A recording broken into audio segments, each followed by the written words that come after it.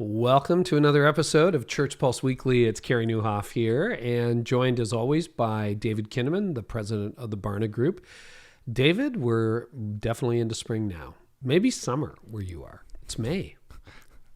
Well, it's interesting because the very first part of spring, the very last part of spring and early summer here in Southern California can actually feel like the coldest months. It's June gloom, May gray. It's often referred to, but you can see summer around the corner, and there are still flowers popping up, and it definitely feels like a change of season. It doesn't feel like, if you remember back to last summer, it was I guess the second summer really of the pandemic. This will be the third summer of the pandemic, but it sort of still felt last summer like there was, this sort of pall cast over the population and over the landscape, and so it does feel like there's something fresh and new, and people are traveling, and new gas prices are sky high, but at least there feels like there's some new opportunities out there.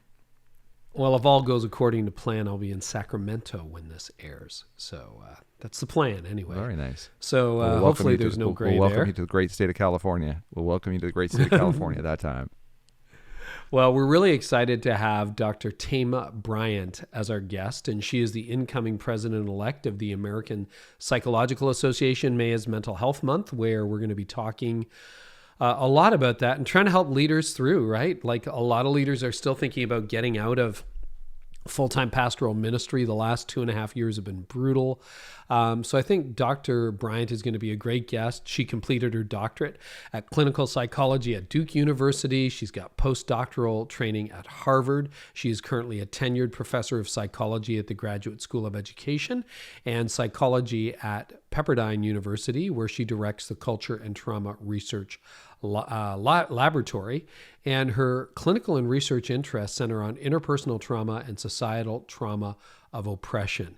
And that has been something I think a lot of leaders have been thinking about more over the last few years. At least I have, David. Trauma seems to have really risen to the surface, whether that is generational trauma, racial trauma, societal trauma, personal trauma. Tell us what you're learning about trauma from the research.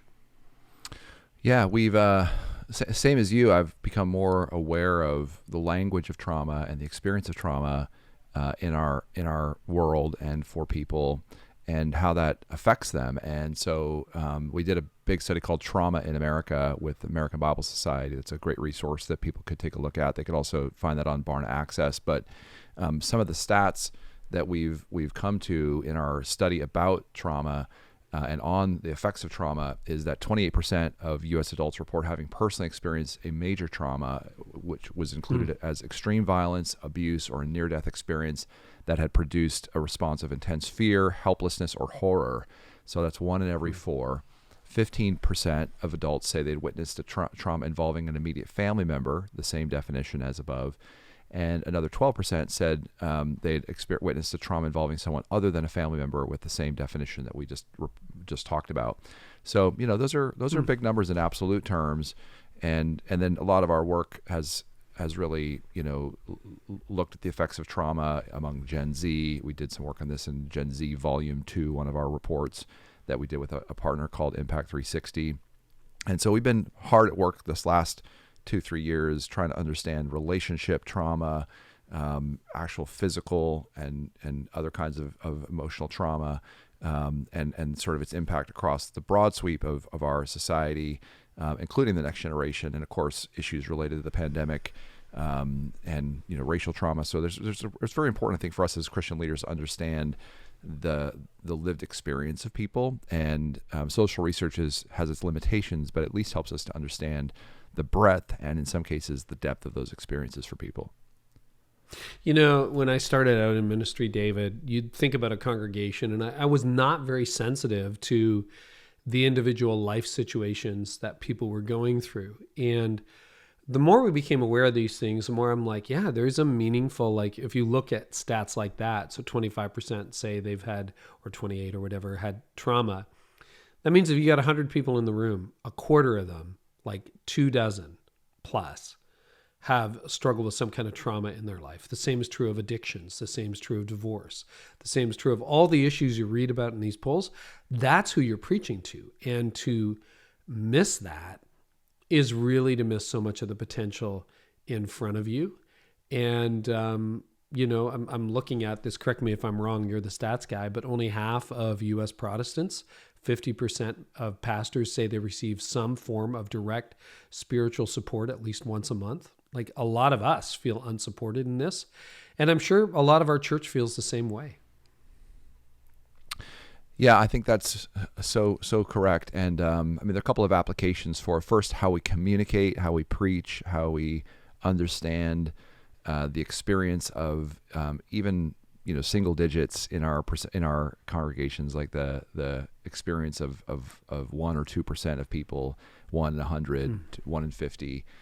Is so important. I've often thought that one of the reasons we end up losing young people in their faith journeys, wrote about this in a project called You Lost Me, is that we actually don't do what Jesus said, is we should forget the 99 and go after the one. And so even how we communicate to these sort of, we're trying to communicate things in as simple and as clear and as profound and compelling and interesting ways. But I think it's really important that we just think about what are being led by the Holy Spirit to say the kinds of things that help us to connect to someone's heart. If someone's going through cancer or a job loss or other health issues or other relational crises, or they've been the victim of sexual abuse or unwanted sexual advances. I mean, whatever the case is, people are dealing with a lot. They bring a lot, and that's exactly where we want them to be, is in the heart of the church. And so how can we help to unpack and bring the gifts of God's grace into their experiences, even church hurt, right? Like, it's many people will have come to your church with a lot of background, and one of the good pieces of news in the data is that practicing Christians who have trauma experiences are actually even more likely to believe that counseling and that going to a church is the kind of place that they could find physical well-being. So practicing Christians with trauma experience more likely than those without trauma experience to affirm that physical, mental, and sexual, spiritual health increases together. So they see that as a holistic picture, and that counseling should be a part of the healing of those relationship issues. So again, those who have trauma are much more likely to see, the kind of the interconnectedness of those points of trauma, the importance to be integrated in healing all those areas of trauma, and then seeing the church and how mental health professionals as a place of support in those places of brokenness and healing. Well, I think it'd be super helpful if you're preaching or even ministering in any form to people on a regular basis to get the data.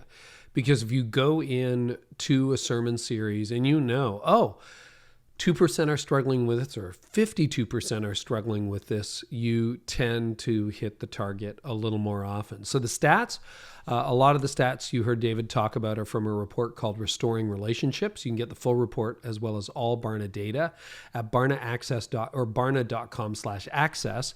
That's barna.com/access. Use the code ChurchPulse, all one word, and you'll get 20% off your annual subscription. And as we turn to have our conversation with Dr. Thema, she has a new book called Homecoming: Overcome Fear and Trauma to Reclaim Your Whole Authentic Self.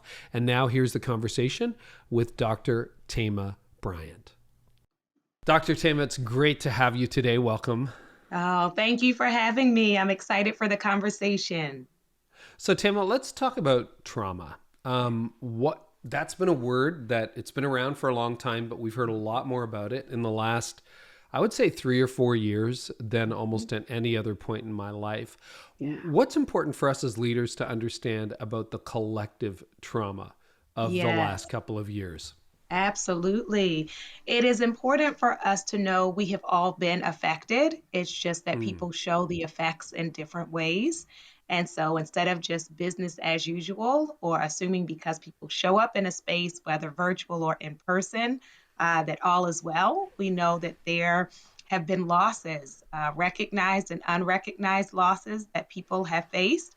And so we want to be relevant in our ministry, which is really paying attention to the mental health costs that people are continuing to pay, not only adults, but also children.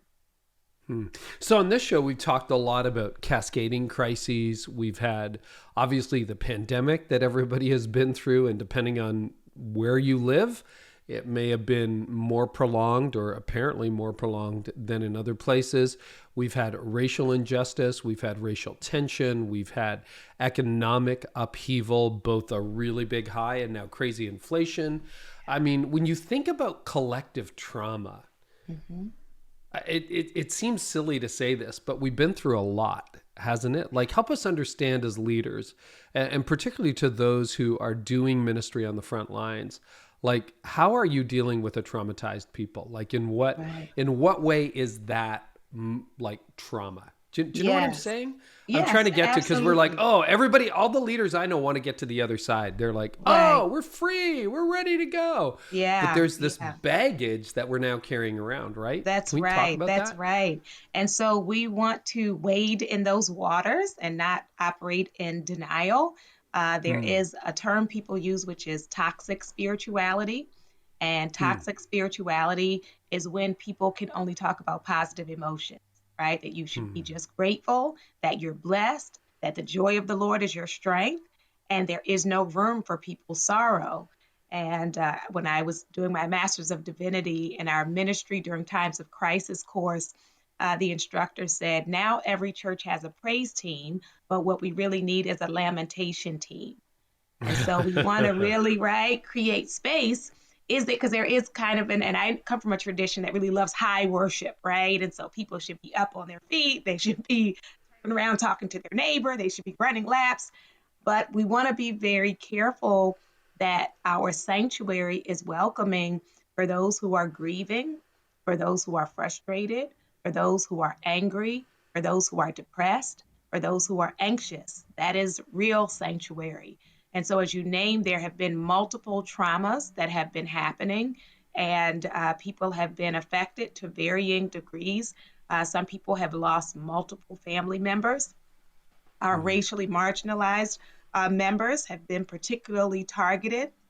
And we've seen surges in membership and hate crimes and hate groups and in enacting hate crimes. And so we want to think about from our text and from the ways in which we design worship, that how would I design this worship experience, being mindful that there are grieving people present, being mindful that there are people who are feeling anxious, and that anxiety is not a lack of faith, but people who are very vulnerable. And so we want to then think about, we all experience stress, everyday stressors, but then traumatic stress are those experiences that overwhelm our usual capacity to cope.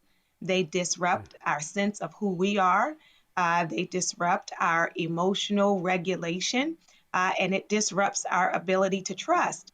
And so when ministry is operating in denial, in a vacuum, it's not speaking to the reality of people's lives, then it feels untrustworthy.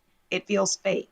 And so one of the shifts that happened, so, they had that data with the mass exodus from churches. And so they looked at why were younger people leaving churches? And, from the Pew Research study, they talked about people wanting ministry that is relatable. And unfortunately, I think the way that has got translated is now just pastors wearing jeans with ripped jeans and T-shirts. They thought that's the response to the data, right? But people aren't talking about a costume, right? It's not about the outfit, but for us to actually be present, right? To be emotionally present with what people are facing, and to give permission for the truth, which is we can feel two things, more than one thing at the same time. So people may be blessed and grateful, but also stressed and overwhelmed. You said something that caught my attention. You said that trauma expresses itself differently. So we all have been through a set of common experiences, and then it changes depending on your racial background, depending on your economic status, depending on your family of origin, depending on there's collective trauma, personal trauma. Right. But one of the things I'm not sure I'm particularly well schooled in is how to recognize the signs of trauma. Yeah. How does it show up? How does it, because you say it's different for different people, right? Yeah. So I'll go through some different categories. Emotionally, you may have people who are depressed. And so we want to be Mm. really careful about not judging, shaming, or blaming people who come into the congregation and are not looking joyful. And I have seen people from pulpits kind of ridicule congregants because they're not looking joyful or grateful. And so some Mm, people mm-hmm. literally had to fight to get to the house of God. So we want to make room for that reality. Along with depression, some people experience anxiety. Some people's depression shows up as irritability. So you want to be aware of that in Hmm. church meetings. People may be less patient, may be on edge, may feel to you as more negative, but underneath that is really a despair. And then I want to also Hmm. name the realities of anger, and that sometimes we demonize anger, and anger is a healthy human emotion. And what I like to say is it is healthy to be outraged about outrageous things. So some outrageous things have Hmm. happened. And so it is a healthy, even godly response to be Hmm. outraged about outrageous things. And so to not present this idea that we're supposed to be neutral about everything, right? Some things are out of order, when we talk about racism and Hmm. other forms of oppression. And then some people respond by going numb and detached. So we've all seen that when you're talking to someone and they're physically present but emotionally absent. And so, we may label that daydreaming. We call that dissociation. And so people are numbed out because they've just become so overwhelmed. We also can see people it showing up with physical symptoms. In some communities or some families, it wasn't okay to really name your negative emotions, and so it manifests in the body. Migraines, Hmm. nausea, backache, grinding our teeth at night, hair falling out. All of those is, the body keeps the score, the body tells the story. So it may be those physical symptoms. Spiritually, people may have questions. Where is God in all of this? And a lot of our churches have moved away from Bible study that actually allows people to ask questions, right? It's like it's a speech and then say amen and we leave. And so many churches are uncomfortable with people's doubts, questions, and concerns.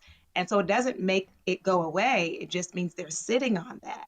And so for us to Hmm. have room for people to wrestle with it, to me, that's a part of faith formation.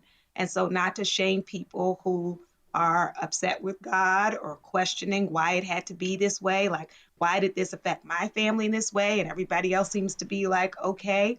So for us to be able to not give those cliche responses of, God needed another voice in his heavenly choir. Okay, let's not do that. Right? It's not helpful. Uh, Yeah. Yeah. Yeah. Yeah. yeah, you know, so it affects us emotionally. It affects the way people behave. Some people cope with trauma by becoming super busy, right? And usually churches Mm. like those. Those are the volunteers who are there when the doors open. They might even have their own key to the church. They're there until the church Hmm. closes. But sometimes underneath that busyness is a frantic uh, desperation to escape oneself when some people can't be still, right? And so they're running away from memories, they're running away from intrusive thought, they're running from flashbacks, but they're not really healing. So, like, just that empty perfectionism and busyness can be one, or some people are just shut down and have lack of energy and lack of motivation. And so, often, if we're not thinking in a trauma informed way, we're just making judgments about behavior, right? You're good because you signed up to come every day this week. And you're bad because I'm looking at the list and you haven't signed up once, right? So if I make a judgment and Hmm. a response based on the behavior, that's not trauma informed. I want to tune into not just what people are doing, but the why. And there's always a why. One of the comments I've gotten, pieces of feedback consistently over the last 2 years from pastors, church leaders, is the number of complaints has gone through the roof. And this was particularly intense in 2020, 21. you should be opening the church. You should keep the church closed forever. Masks, no masks, vaccines, no vaccines. And I mean, there were some pastors who were out on the polls doing crazy stuff, but there were a lot of people in the middle who are like, it doesn't matter what I do. Like, I'm just wrong. I do it this way. And then I get a whole bunch of emails and angry people who say this. Then I do it another approach and I get a whole bunch of angry people who say this. Is that in part trauma expressing itself in the life of a congregation and a people? Or is that something else? Yeah, it is more um, fear and misinformation. And so it is Mm, important for pastors to not operate out of popularity, but the well being of congregants, right? So if I just say, take a poll and say, what do you want me to do? I mean, if we're talking about being a shepherd, right? A shepherd has mm, to have a leadership capacity to take in information and to be critical thinking and then to communicate the rationale for the decision. Because, as some people have said, like only in America do people just say, like, I'm over it, right? This pandemic is over because I'm over it. So that that is just not wisdom to just uh, make the decision based on what does everybody want without any mm, thought about the well-being of those who are present. So I think the complaints come from the messaging people have received, right? So some people have received the mm, messaging that if you don't do it this way, you are putting our lives in danger, right? And then some people have received the messaging if you don't do it this way, then you're trampling on my rights, right? So then people are responding out of what do they believe is important, my right to do what I want or my health and well-being. And so from those mhm. two streams, they're arguing this is what it should be. Um, and the intensity of that also has been I want to name for pastors, there's a lot of pastor burnout. There is a Mhm. lot of people who are leaving ministry. So even as we say Yeah. that pastors can't wait to get back, in part it's because, we miss ministering to like people giving you feedback. We had to like figure out technology and give a sermon in front of a camera and not have an amen, right? So, and, just missing the community and connection. But I want to also say, because I've done many workshops with pastors who are emotionally really running on empty. And so this is not Mm. just about how do I recognize and take care of the trauma in my congregation, but to be honest with ourselves about the ways in which we have been affected. Yeah, you've shared about your own journey as a survivor of a number of really challenging moments and experiences: sexual assault, racism, evacuation from a civil war in Liberia. What has that road to healing looked like for you, Tama? Yeah. So for me, it's recognizing the gift of multiple pathways at the same time.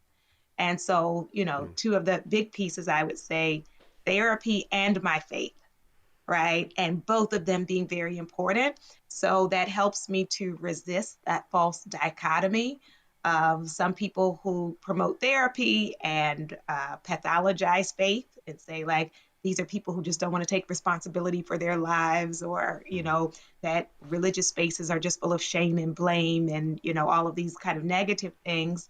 But then on the flip side of that, some members of faith communities who will literally say to their congregants, I already prayed for you. You don't need to go to therapy. Right. So it becomes very ego driven yeah, yeah, of like, don't trust yeah. them, only trust me. And for me, a big part of my healing was both.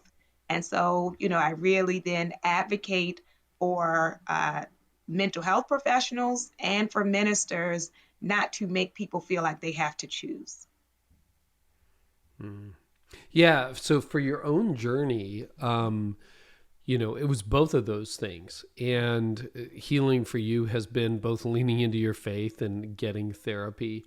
Mhm. What advice would you give to leaders who may be fearful of starting down that road of unpacking the hurt and trauma of their past? Because I think you're right. What you said earlier, you run into a lot of pastors, they're burnt out, they're empty, they got an empty, traumatized congregation.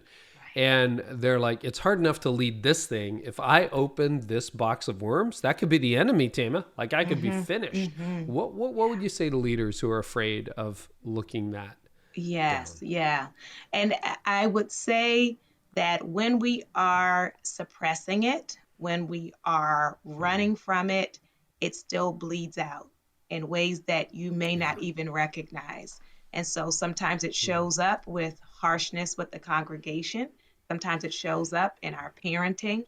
Sometimes it shows up in engaging in unhealthy and toxic behaviors, but we're like, I'm fine, I'm fine, I'm blessed, I'm blessed.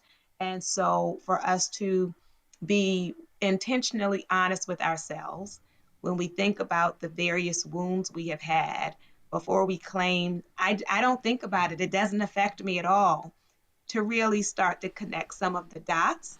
And then also to know that when you're working with a trained professional, there is a pacing involved. And so it's not just like, mm. come on Tuesday and tell me every terrible thing that's ever happened to you, right? That, it's developing, right, the skills, and you have you're co-creating the therapeutic experience. And so there are times when clients will say, this week I don't want to go there. I want to talk about something that happened like yesterday, right? So it's not always like digging, but that is a part of the process, but you will have a say in that. And when I have clients who have a lot going on in the present, sometimes it's about trying to manage and cope with the present before we make those connections with the past. So not to feel like it's going to be out of control, but I want to say when we are running from memories, the memories are running us, right? You're not Hmm. free. What's at stake if What's at stake if you don't deal with it? Yeah. So What what happens in to you? when we have not dealt with our past, we often are not aware that we're holding what we call cognitive distortions. So Hmm. your experiences have made you believe some things about yourself, about humanity, about relationships, and you may not even be aware that that is an assumption or belief you hold because you think that's just the way it is. And so then we are living out of the wound, right? An unhealed wound can really, drive the car. It is leading us Hmm. in ways that we don't recognize. And so and I want to also say, for I believe people should just do it for themselves. But those who that is not enough of a motivation, that our leadership in our healing can be a wonderful model to set congregants free. And so I remember when I was Hmm. attending a church and the pastor shared about going to therapy themselves, how that liberated so many people to know, like, that, well, pastor can pray and pastor knows God and pastor went, maybe it's okay for me to go too. And so, as opposed to thinking like that is something shameful or that would make me less of a leader or less of a pastor, it would give people permission to get the support they deserve. A few months ago, you released a new book called Homecoming. What prompted you to write that book? Yes, I growing up as a pastor's daughter, it really was placed in me the idea of giving back, right, of sharing with Hmm. community, of ministry. And so before this book, my books were primarily textbooks. So, they're the cost wise, they're not accessible, and the languaging is really kind of for academics to train psychologists. And so I was so excited when I was approached by the publisher with the opportunity to write a book that would be in plain language for the everyday person to be able to grasp these nuggets, and that it's only $20. So it just was to me, it's ministry, that the knowledge we have from psychology shouldn't be limited to the rich, shouldn't be limited to people with higher education, but that, the piece of dissemination. How do we share the information so people can cope and heal? Well, let's wrap it up by asking this question. What are some of the practical next steps? Because you're right. Thinking about everything we've been through can be traumatizing in itself. It's like, great, I got a congregation and all of these symptoms are showing up in different ways. I myself have stuff that I need to work through. I don't even know where to go with that. What are some very practical next steps, Thema, that listeners, leaders can take as a result of listening to this conversation? Yes. So I would say three things: self-care, community care, and our liturgy. So, in terms of self-care, for us to be very intentional for ourselves and promoting to our congregants the importance of their rest. And I'll say that for ministers too. You got to shut it down, not being on call 24/7. Our rest, our diet, what we're eating, exercise, going to doctor's appointments, considering making a therapy appointment. And self-care is not just like for ladies, manicures and pedicures and massage, although all those things are great, but setting boundaries, learning how to say no. And I think that's a new one for a lot of church folks. I know growing up, the idea was if anybody asked you to do anything, like you should always say yes. And that is a quick trip to burnout. And so learning that it is sacred and using Jesus as the model. Jesus would heal and then disappear. It's like, where did he go? Yeah, he would. Right. So Jesus was serious about it. And so for a lot of pastors to know, a lot of pastors feel Sunday is work. So then when is your Sabbath? When do you restore? And being intentional about that. Community care is everyone in ministry and in leadership needs to have a circle or at least one or two other people where they can be transparent and where they receive support. So if you're perpetually pouring and you're just the strong one and have no one to lean on, it's not sustainable. And so either connecting with other leaders or people outside of church who you build community with, community support is important. And the last thing I would ask is that you think about ways to insert a trauma-informed perspective in your service. So that can be in the scriptures that you read, including scriptures about healing or grief. When you're doing altar call or special prayers, to include in the prayer, God, we are praying for those who are depressed. We are praying for those with anxiety. To name that is so freeing. And then if you have like a bulletin or program, when you list things happening in the community, to include resources for mental health. So every pastor or every church leader should find out what are the counseling options in their area and not be afraid to refer, that you provide the pastoral care and support. And then you can also give people referrals as well for mental health. So tell us where people can connect with you online these days. Social, website, that kind of thing. Yeah, so my website is drthema.com, drthema.com.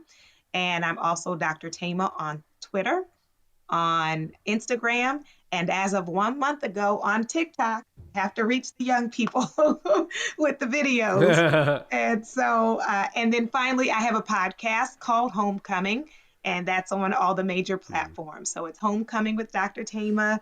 They're 30-minute episodes, and I would love for you to join us. That's fantastic. Thanks so much for being with us, Dr. Thema. So appreciate it. Hey, just a reminder, leaders, if you haven't yet checked out Barna Access Plus, go to barna.com/access. And then if you use the promo code ChurchPulse, all one word, you'll get 20% off an annual subscription. So that's barna.com/access. ChurchPulse, use the code, you get 20% off. Thank you so much for listening. Thanks so much for leading. And here's to moving through the trauma that we are experiencing together. We love doing this show with you, for you, and we'll catch you next time on Church Pulse Weekly.